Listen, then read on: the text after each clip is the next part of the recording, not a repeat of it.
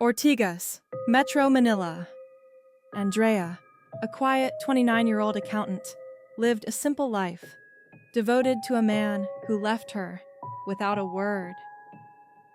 3 days later, the neighbors began to complain. The smell was unbearable. The landlord entered the apartment and found Andrea's body hanging by a bedsheet, her face pale, eyes wide open, as if she were still watching. Carved into the wall behind her were the words, "No one leaves loved." The apartment was quickly cleaned, repainted, and rented again, but no one stayed long. Tenants reported strange occurrences, heavy dreams, static-filled nights, the sound of crying echoing from the walls, as if someone mourned. One tenant claimed the kitchen lights flickered every time they felt joy. Another said the shower turned ice cold when they spoke their partner's name. But it wasn't until the fourth night that things took a terrifying turn.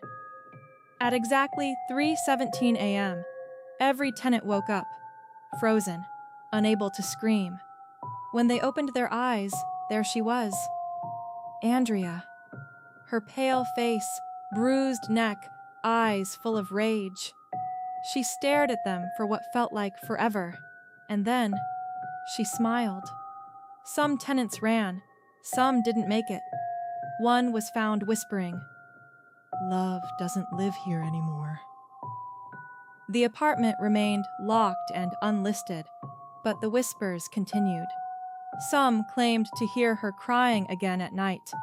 Others said they felt cold, as though Andrea was standing right behind them. Then came the twist. A new tenant moved in, an investigative journalist with a keen interest in the supernatural. She'd heard the stories, but she wasn't afraid. Armed with a camera, she stayed in the apartment longer than anyone else dared. On the fourth night, she too woke up at 3:17 a.m., frozen, unable to scream. But when she opened her eyes, Andrea wasn't just there.